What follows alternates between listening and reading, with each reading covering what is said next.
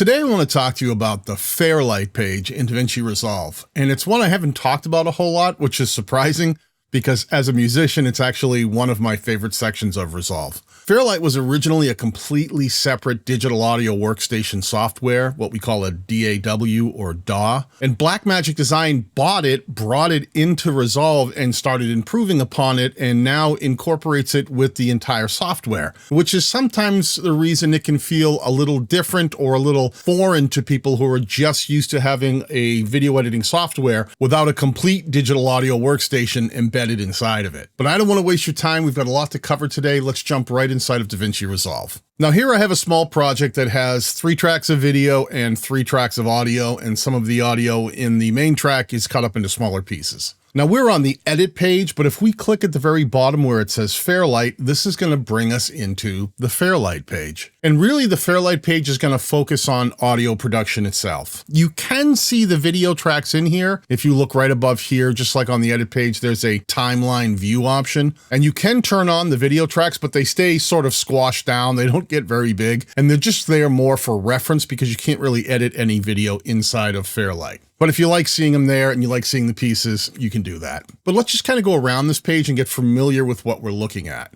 Now up in the upper left, we have the media pool. That's pretty familiar for anyone who's worked inside of the edit page. It basically has all of your components of everything, your assets that you've brought into your project, your video, your images, your audio tracks. And down below, you can see we even have our power bins where we can save things from project to project. So when we open up a new project, they'll be there waiting for us. If you don't see power bins, this little 3-dot ellipsis up here, just click on that and just put a check mark next to show power bins and you'll be able to see them. Now up above here, you have a mini player that allows you to grab individual segments of audio and things from your media pool and just listen to them quickly. Pretty straightforward. And now to the right of the media pool, you have your effects tab. And your effects tab, let me turn off media pool, has all of these different audio effects that you can use in your project. Now there's 2 different types of audio effects here. There are Fairlight effects, which are the ones that come pre-installed inside of DaVinci Resolve. And you can grab any one of these, left click, hold, and drag them right down onto one of your clips. But there are also what we call the VST effects, which are third-party virtual studio technology developed by Steinberg. Basically, it allows you to find effects that were built by other companies, third-party entities, and you can install them onto your computer, and Fairlight will actually recognize them, and you can use them in your projects. That's one of my favorite things about Fairlight. And you can see I have quite a few different plugins here, some from iZotope. I've got a bunch from UAD. They make really high-end audio plugins. So if you want to add on and find other VST plugins, you can install them onto your computer and they'll be available for you here inside of Fairlight. Now up above that, you have your audio transitions, which are pretty straightforward. It's mostly just crossfades that you can drop down onto or in between these sections if you want to create crossfades. They're just audio crossfades, meaning like one will start to fade out and then it'll start fading the other one in. That'll just make some of the cuts in between 2 audio sections sometimes a little bit smoother. And that's your effects section. Above that is the index that shows you a little bit more about the audio tracks. It talks to you a little bit more about the pieces that are in your media pool, any markers that you may have turned on in your timeline. Groups we'll get back to. I'll show you what those are in a minute. But then to the right of that is the sound library. Now, if you haven't installed any special effects or sound libraries, you might see a little icon here telling you that you can download the free audio library that DaVinci Resolve offers. You can click on that, download it, and it will be available when you restart the software and open up Fairlight. But if you look at this option right up here, this sort of drop-down window, that's going to open up your libraries. You can see I have the Fairlight sound library installed. And if I scroll down, I also have local database. Now, if you haven't installed a local database, you might see the same kind of icon down here that will say, hey, choose a folder on your system that we can reference. And all you have to do is create a folder somewhere on your computer, put any sound effects that you've created or that you've gotten somewhere else, put them in there, and they'll be available for you here. Now, the somewhat weird thing is you don't see any of the sound effects until you actually search for them. And if you wanted to see all of the sound effects in a particular library, you can just hit asterisk on your keyboard 3 times, and it'll open up everything inside of that particular library. And then when you switch libraries, you'll see the same thing. There's all the Fairlight sound effects. And you can bring these right in and drop them onto tracks as well. But they're cool to have them right inside of Fairlight when you need them. You can see I've actually got sound effects right here on this track. It was a plane crashing.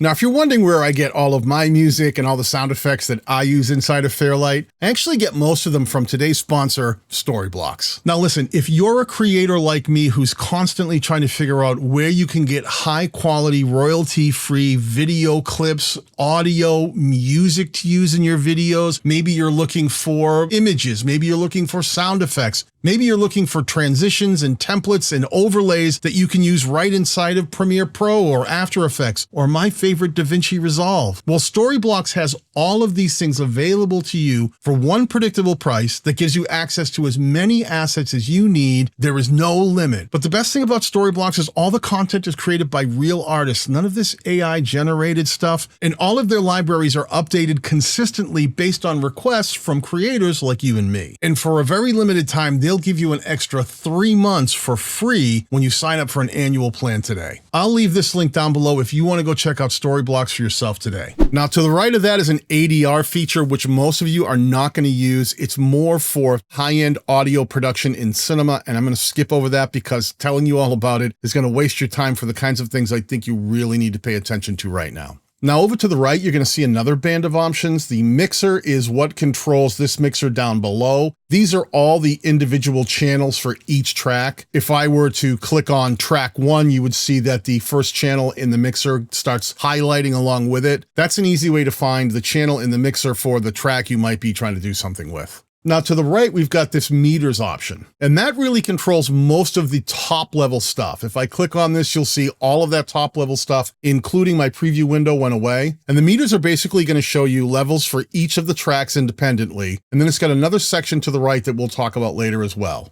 To the right of that, we have metadata. That's just going to show you data from the media pool for independent segments over here. If you click on any one of these audio files in your media pool, it's going to show you some of the data for it up here in the upper right. And the inspector is something I think a lot of you guys already know about from the edit page. If you click on any audio section down in any track, it's going to open up the inspector for that particular track and show you anything that might be on that track for effects, EQ, panning, those sorts of things. But most of the time, I'm usually leaving the mixer enabled, the meters enabled, and I don't even usually keep the media pool on. I'm usually looking at this view right here. Now, right below your meters, you're going to see you have your shuttle options. This is going to allow you to rewind. This is going to allow you to go forward. This is going to allow you to stop. It's going to allow you to record if you need to record. And it's also going to allow you to play your project. But remember that your spacebar is a quick keyboard shortcut to get your footage to start playing or to get it to stop. Project that sounds.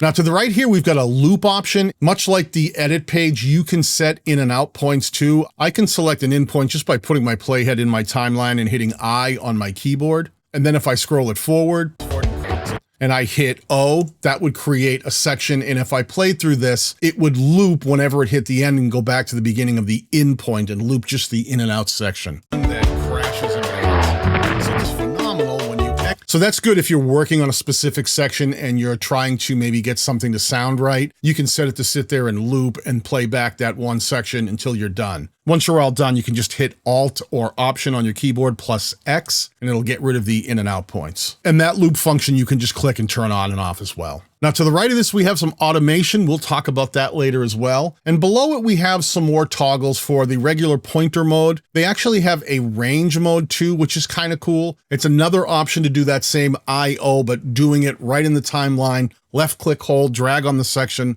and it'll set those points. A reminder that you can grab the in or out point and you can drag it left or right if you want, just to move them manually. And the same is true, hit Alt or Option plus X and it'll get rid of those in and out points. To the right of that, we have a slightly different option here. This is called the focus mode, and it's similar to the range mode. The range mode really pulls a whole section using all the tracks. The focus mode does something different. It really does focus on just an individual track, an individual segment. If you look at the highlighted area here, you see how it's not dragging down to the tracks below? It's going to give you that focus inside of that singular clip, not the entire project. And you can do that anywhere on any clip to set that range by left clicking, holding, and dragging. Alt or Option X gets rid of that as well. This is just the cut tool, so if you had whatever track selected and your playhead set for that particular area, any track selected, if you hit cut, it's going to put a slice through all of those. The tracks do have to be selected. If I were to turn on only the middle track and then hit cut where the playhead is, it's only going to make a cut right on that track that was selected and leave the other ones alone. But the shortcut for that is the same as the edit page, which is just Control B. And if you hold Control and hit B on your keyboard, it's going to make that cut for you too.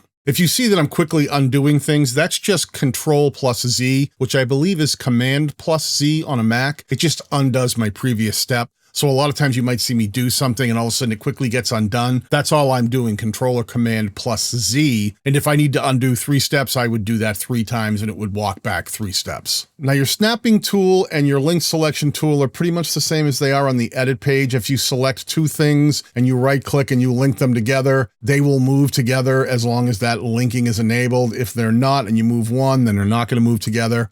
It's very, very similar functionality to what we've seen on the edit page. Nothing new here. The same with markers. They're pretty much the same thing too. If you have nothing selected in your timeline and you hit marker, it's going to put that marker up in the timeline. But if you select a clip and you hit marker, it's going to put those markers down into the clip itself. Sometimes you want to remember a point in time on the timeline, regardless of what clips are being moved. And sometimes you want to remember just a specific point in time in a clip, something that you might think needs addressing or you want to put a reminder there. Those are the only 2 real differences of positions for those things. Now to the right of this, we have transient detection. This is kind of an interesting tool that not everyone knows about or knows how to use. An easy way to remember it, if you turn this on, you'll see suddenly each track has these same little transient detection waves next to them. And if they're turned on, what you'll see happen is different things depending on the type of track. In these vocal tracks, you see it starts putting lines where it's hearing those high transient noises, which are usually S's and T's or something right at the beginning of a word starting. But it also does a similar thing for music. It tends to find those punchy parts that are a little bit spikier or louder than the rest of the track. And that can be good for finding things like beat detection if you're using the free version, which doesn't have beat detection. And they just put kind of lines next to it. I actually don't use transient detection very much. I think it's a useful tool, but I think in general, I'm used to looking at the waveforms and just seeing what's being said just by the way they spike up and down. Spikes usually represent where a beat might be. Not always, depends on the track, but they're good things to start to learn to recognize waveforms and see patterns in them. Now to the right of the transient detect, we have the ability to change the height of the tracks themselves. If I grab the slider, left click, hold and pull it to the right, it's going to expand the height of each of these tracks. And the one to the right of it does exactly what the arrows show it doing. It's the left and right. It's going to zoom in a lot. Sometimes I'm trying to find the perfect spot to cut and I'll need to get that zoomed in so I can see that maybe I want to cut exactly right there. That just makes it easier to get the cut right where you want it. Now up in the upper right, we do have our preview window. And the one thing that's cool about the preview window in Fairlight is you can pop it out. This one you can actually pop out and you can grab the sides and you can make it a lot bigger, which is kind of cool. And you can actually drag this. If you have 2 monitors running, you can pull this right into another monitor, get it right off screen and run it in another monitor. You can't do that in the edit page. A lot of people ask me, why can't I do that in the edit page? Though if you have the studio version, you can use video clean feed, which will allow you to put your entire preview window in another monitor. And then if you want to pop it back, just click in the upper right and it throws it back up into that upper corner. Now down below your preview window, you've got your overall volume control. Be really careful with this. Sometimes people accidentally grab this and slide it, and all of a sudden they can't seem to hear their audio because they've turned their project down. This same feature exists in the edit page too. I usually keep it cranked all the way up so that you're hearing full volume. And there's a dim feature, which is like silencing quietly the audio that you're hearing. You can click dim and what it does is it pulls the overall volume way down. It's good sometimes when you just want to quickly turn down the project, but you don't want to stop it or mute it completely. But if you ever have a problem with not being able to hear your audio, that's a good place to look. Make sure you have dim off and you have the volume completely up. Down below us is where the good stuff really starts happening. This is your mixer. This is where you can add an EQ, compression, different types of effects. You can pan your audio left and right, do some really cool things with it. And it's called the mixer because it really does mix all the different tracks together to set a particular volume or an overall level for different things in your project. Now it has all these options right here. Sometimes you may not see the options. You can left click and hold and drag in between the UI panels here. And sometimes you may not see all the options and you're like, I can't see them all. And that may just be that you have it pulled down too much and you need to extend it all the way up so you can see everything that's in your mixer section. And if there are features you ever hear me or someone else talk about, this little 3-dot ellipsis up here, click on that, and that controls everything that you see in each track. So for instance, if you couldn't see the EQ, if that was turned off, you might say, I don't see EQ here. Go up to the 3-dot ellipsis and make sure it's enabled so that you see your EQ for every track. Each track has a name, A1, A2, A3. If you want to change some of the names of these tracks, you can go back over to the left and let's say audio 2. You could change that to, that's music. I could set that to music and I could change the name over here. The input section here, if you click on one of these, it allows you to set up an input for one of your mics. You could click on input, select one of your mics, hit patch, and then you will see, once I close this out, that I have my microphone patched right into that channel. So if I did want to record into that channel from my microphone inside of Fairlight, that's how I could do it. Below that, you're seeing this grayed out. It just says track effects. These are effects that I had on at one point and they're all just disabled. Because they're gray, that just means they're turned off. Let's skip over the order for a second and let's go to effects. If you click on the plus button, you're going to see a list of effects, much like you did in the upper left. Remember when we clicked this and you saw the Fairlight effects and the VST effects? Over here, we had these effects that we could drag right onto our clips themselves, individual clips in each track. But over here, what it's going to do is it's going to add them into the entire track overall. So if you had 12 clips in a singular track and you wanted to affect all of them at once, you would choose the track you want to work with, click on the plus button and go down and you'll start seeing it's a smaller menu, but it's all those same effects. Dynamics, for instance, I come over and say Fairlight. These are the Fairlight compressors and dynamics that are available with the software. And if I go down to VST, these are all the ones I've added myself, third-party VST plugins. And if I click on one of these and I patch it in, you will see that I now have that particular compressor or effect on that channel.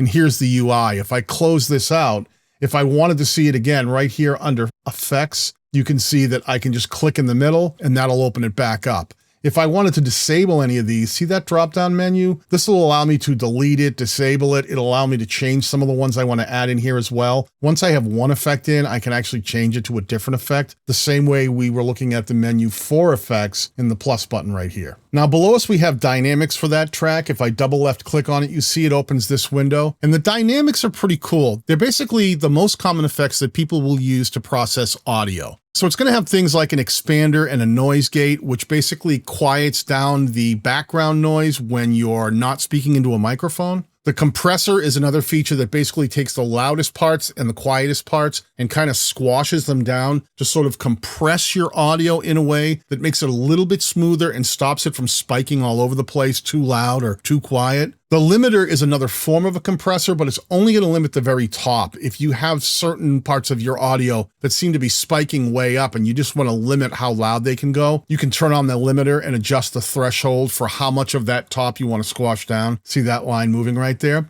It's a pretty cool option. These are very common features you'll use inside of Fairlight. And you can toggle any one of them on or off and then toggle all three of them off by clicking in the upper left. And they have some areas up here where you can click on default and it'll show you some options for like a dialogue leveler or a soft knee compression. Sometimes I'll set these myself and I'll have my own personal gate and comp setting. If I click on that, it's going to switch to something I was using on one of my own mics. If you ever set this thing the way you want it to be set, you can click in the upper left and hit plus, and you can create a new preset or update the preset that you're on. So it's a good way to sort of save something if you get something dialed in that you really like and you want to use it again. Just save it, give it a name, and then in the future, you'll have it there ready for you when you open up a new project. Now below this is the EQ. We did a whole long live session talking about exactly how this works. So if you're interested in learning a lot more about the EQ, I will absolutely link that down below. But this is the EQ, the equalization that controls all of the lows, the mids, and the highs in your vocals so that you can dial them in. You can roll off some of the lows in a vocal mic. You can crank up some of the mids just by grabbing in the middle and pulling it up and moving that around. This is something you could spend hours talking about,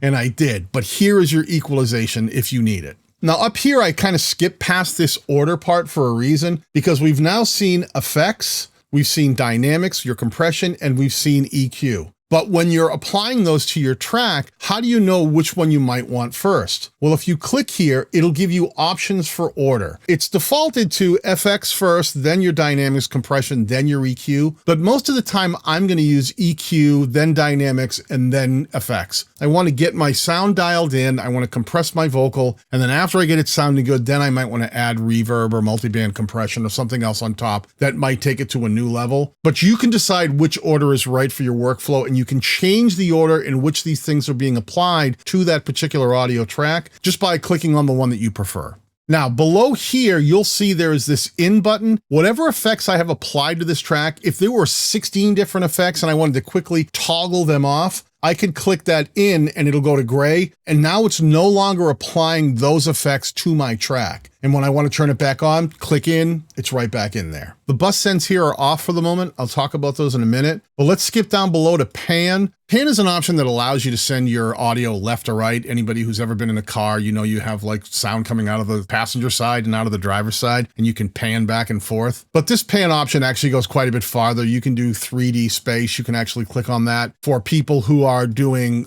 more of a Dolby surround sound, you can choose to pan in front, in back, and this gives you different views of where the audio is being placed for this particular track. You can actually grab on that blue dot and go, I want it in front, to the left, and there it'll put the audio right over there. It'll actually move it. You can see it right here. That little blue dot's being moved. Or you can left click and pull it back if you are building surround sound. That'll allow you to move that into different spots of a Dolby surround system. If you're just in stereo, it's not really going to change it at all. But if you're not in 3D mode, you can also just grab this little blue dot and move it around and pan left and pan right, or you can use the knobs. Pretty simple stuff. It's just you want to make sure your audio is balanced. Now, right down here, you'll see the bus outputs. To begin with, we have one bus track. You'll see that they all say like audio or music. You can see I changed the name of this one to music, but audio 1, 2, and 3. The reason we have one bus is it's our master volume. It turns everything up and down all at the same time. Everything feeds through bus 1.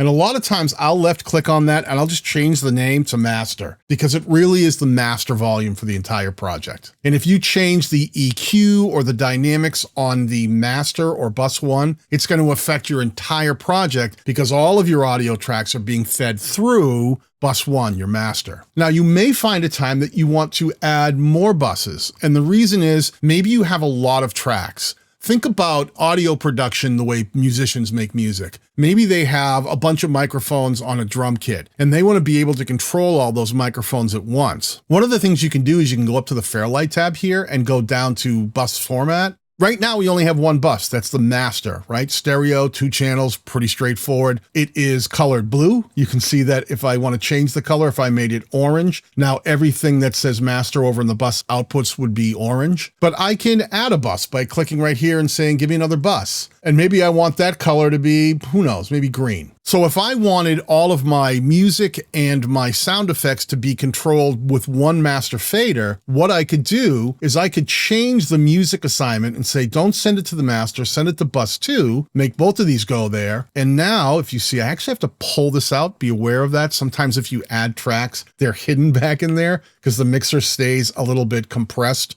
and you have to expand it out. There's my bus 2. This fader will now control those 2, but I have to make sure I send it out to the main. If it's not being sent to the main, then it won't know where to go. Even though this is a bus, it has to be sent out to another bus, which is the master. And now you'll be able to hear it. Crashes and burns. So today, and if I pull that down, it'll pull the volume down for everything that's going through that bus. So today I want to take the time to walk through some of in the world I grew up in, we used to do that with guitars, vocals, drums, all those different mics. If I wanted to turn all the drums up at once, I would put them through one singular drum bus, and that would control the level of all the drums. So I'm not turning down each snare and cymbal and kick drum all at once individually. When it comes to that kind of grouping, putting things together, there are actually more options to do that. And it's a little tricky to explain the workflow for everything, but that's the thing you have to understand. It really comes down to workflow. For most creators out there, you're not going to need every single one of these options in all situations and all scenarios. A lot of times we're just making content that's going to go onto social media, and we don't have millions of audio tracks the way Fairlight was designed to handle lots of audio. But just so you know what they are, the VCA is just voltage control. It's another name for grouping. And if I click on VCA, I can say, all right, I want track 1 to go to VCA 1. I want track 2 to go to VCA 1. And what that's going to do, once again, is give us another fader that allows you to control those separate groupings. The difference being is when you put it through a VCA, we have a bus here that we created and a VCA. I'm going to put everything into bus 2. And here is bus 2 right here. Now, if I hit mute, it'll only mute everything going through it. But when I have a VCA, it allows me to do other things. It allows me not just to mute all of those other channels. Let me assign this to VCA as well so you can see. It allows me to mute all of the channels at once, turning off those individual mutes. It allows me to solo all of those channels at once, turning on individual solos. And it also allows me to put them into record mode. If I am recording, I can click on them and put them into record, and anything that has an input or a microphone selected will instantly start recording. So that's where VCA can come in handy if you may have many different tracks that all have different mic inputs. Maybe you were using Fairlight to record a drum track and you had a bunch of mics going into individual tracks. You could put them all into a VCA, hit recording, get them all to start recording at the same time really easily. Now, when it comes to grouping, that's a different feature. You can actually create groups by going over to the left-hand side, selecting a track, right-clicking in the gray area, scrolling down and say, I want to create a group. Let me move this over here so you can see it. And let's say we're going to call this group Music and Sound Effects, SFX. Now you can define the individual things that you want to be controlled in this group. Should it control the editing? If it's soloed, where it's being sent, the automation, panning, mute, you decide those things. And once you've built this, hit save. And what you'll see is you have created that group for this track, but then you can come over here and you can add other tracks into that group, or you can just open it up and select and untick it and it'll take it out of that group. It basically sends all of those things into a group that you can then control separately. If I were to take all of these VCAs out and now I just had this group, now when I hit solo, it's going to turn solo on because for that group, I assigned the control of the solo button. Solo is something I should probably talk about. Each one of these tracks has a few options. It has record, solo, and mute. Mute is going to disable the volume for that particular track. You can mute here or down here. Solo is going to turn on only that track, even if you have a whole bunch of different tracks playing. So think of solo as just that, solo. One, I want to hear this one track, so I'm going to solo it. You do have the option to lock tracks over here so that they cannot be affected, just like in the edit page, but you can't lock them from the mixer, only from the left-hand timeline controls. And then of course, we just have the overall fader controls here that turn your volume level up and down for that particular channel. Quick tip, double left clicking on any one of the faders puts it right back into the 0 position. So if you ever have something that's a little too high and something that's a little too low, you can just double left click on them and it'll throw them right back to the dead center marking, which is, I believe, -10 on these faders. Now we have another set of meters up here that are really important that I want to talk to you about. These are your mixing meters in terms of decibels and loudness. And I've talked about this a lot on the channel. Decibels is the physical volume in the meter section that your track is registering at, how loud it is at its peak. But sometimes we get audio that's mixed different ways, different EQs, different compressions. Some have a lot of bass, some don't have a lot of bass, and they can actually be at the same decibel level, but one might sound louder. It might be perceived as being louder. And that's what we're talking about when we say loudness. Loudness really is perceived volume, and decibels is actual volume at the meters. And we've talked about that on the channel a bunch, that when we're mixing for YouTube, we're trying to target somewhere between -3 to -1 for the decibels and -14 for the LUFS or the loudness. So this is where we would pay attention to all that up here. But I'm going to pull this all the way back to the beginning so you can see what I'm talking about. When I'm playing through here, there you can see your decibels level right there. See, it's peaking. See where the top peak is? That's as high as -1. I wouldn't want to go much higher than that for YouTube. And if it starts to peak any higher, I know that I've got issues. And you can see it slamming right up against 0. So I already have some mix issues here. And over here, you can see this is set for -14. Let me pause. The reason that says YouTube up there is you can click this 3-dot ellipsis and you can set this for whatever the output might be. If you're making something for Disney 5.1 or you're sending a movie you're mixing off to Netflix. I use a lot of social media, so anything like TikTok, YouTube, Facebook, Instagram, use the YouTube setting and it'll give you the right meters. If I changed one of these, you will see it's going to change the LUFS markers right here. That's -23. That's more for broadcast. When I go to YouTube, it's a little higher. It's a -14 target for LUFS. And we'll talk more about these different meters and what they mean. You'll see that every time I add in a bus, it adds another set of meters up here. If I were to delete this bus, you'll only see the master. Control room meters really talk about what you're hearing in your studio. You probably won't set your system up so it runs those. So for the most part, you're going to pay attention to your master and then your loudness. And you're going to look down here at your integrated. You can actually reset this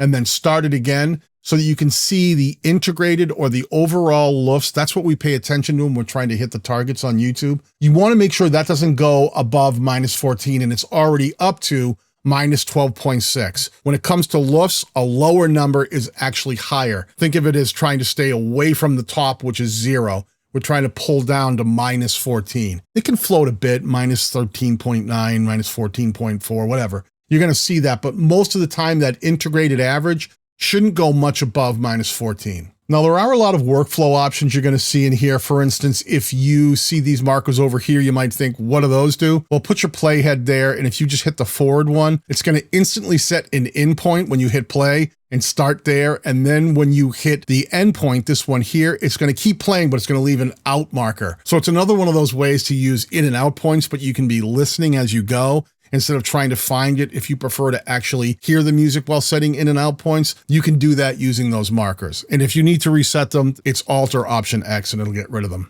Now, there are some other cool features if you happen to have the studio version. I love mixing audio myself. I like taking the time to find the right type of EQ for my voice and trying to find the right compression or find the right effect. But if you're a creator who maybe has the studio version and it's really hard for you to figure out how to mix your audio, you can go up to Timeline, you can come down to AI Tools, and you can click on the Audio Assistant. Now, this one's kind of crazy. It has those same options. Decide where you're going to send your particular project to. For me, it would be YouTube. That's where it's going to end up. So I'm going to click YouTube. And you can hear how completely out of mix this project is right now between the vocal and the music and the sound effects. Let me turn that back up and let you hear how this mix doesn't really make sense right now. Or one that crashes and burns. So today I want to take the time to walk through some of the features of. You can hear the music is too loud and the sound effects are too loud and my voice isn't quite loud enough, and trying to find the balance of all those things, because sometimes you want the music to turn up and turn down. But if you use this Timeline AI Tools option and hit Audio Assistant, decide where it's going to be delivered to, and then hit Auto Mix, watch what happens.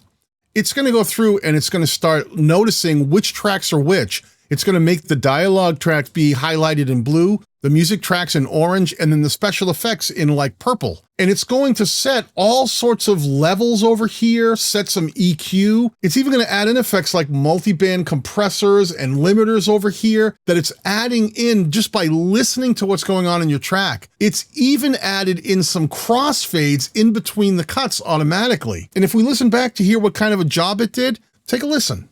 When it comes to editing in DaVinci Resolve, understanding the Fairlight page and all the features that it has can make the difference between having a project that sounds phenomenal when you export it or one that crashes and burns. So today I want to take, so that's kind of cool. It sort of sets these things in a level that it thinks makes sense. And if you notice in the upper right, you can see it's got the target for the decibels right up about -3, -1, right in that area. And if we look down here, it's hitting right on a -14.1 LUFS. So not only has it mixed this audio, but it's optimized it for YouTube so that I'm ready to export. And I know that my audio is going to sound good, not too soft, not too loud, and get crushed with compression when I put it onto YouTube. Now, there is another option in here that I don't really want to go too far into, but much like when you talk about adding keyframes in the edit page, you can keyframe things like your audio levels. You can keyframe things like the panning, make the audio automatically move from the left to the right, but they don't use keyframes when you talk about audio in the Fairlight page. They actually use automation. I'm going to take my vocal track. Let's move back to the beginning. I'm going to turn on the automation up here, arm it, and I click the second one here. These are the automation controls. You can tell it what you want to automate. Do you want to automate the fader? Do you want to mute on and off automatically? The pan left and right, EQ, compression, the gates, all of these things we already talked about. Let's do a simple one and let's automate the fader for track 1. So now I have the automation on here. I've got that option selected. I'm going to turn on the automation for that track. You'll see if I click it here or if I click it down there, either way, that turns red and the fader turns red. So I have these turned on and decided what we want to control up here, but I have to do it on a track level too. I'll have to go down and say, hey, I want to control the fader level. Now, if I pull that playhead all the way back, I'm going to play through and I'm going to move the fader in real time and watch what happens. I'm going to grab the fader and pull it down, watch the line up there.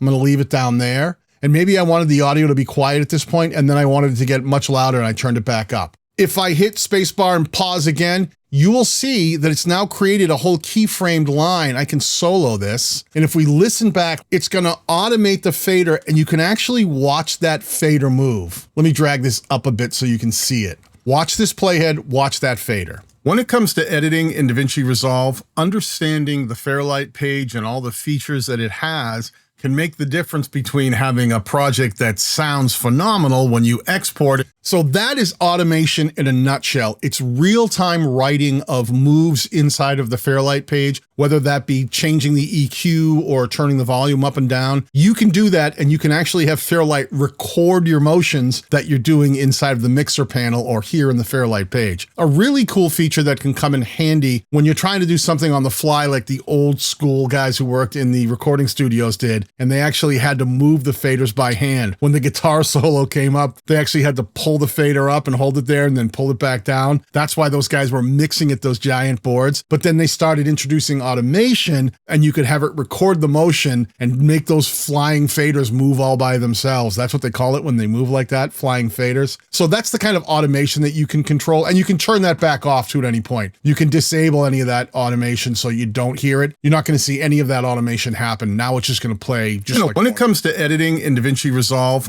But overall, try to think of Fairlight as a recording studio right here in the palm of your hands that you can actually create all kinds of amazing audio with. Now, I know there's a lot to learn here, but just play around with it a bit and just kind of get used to some of the functionality and what you think you might need to know, because you definitely don't need to learn everything, just whatever makes sense for your workflow. And if you have any questions, ask me down in the comments below, and I'm happy to get in there and try to give you a hand. And if you want to learn more about how to edit with DaVinci Resolve, click on the videos that I've got on screen now or the ones that I'll link down below.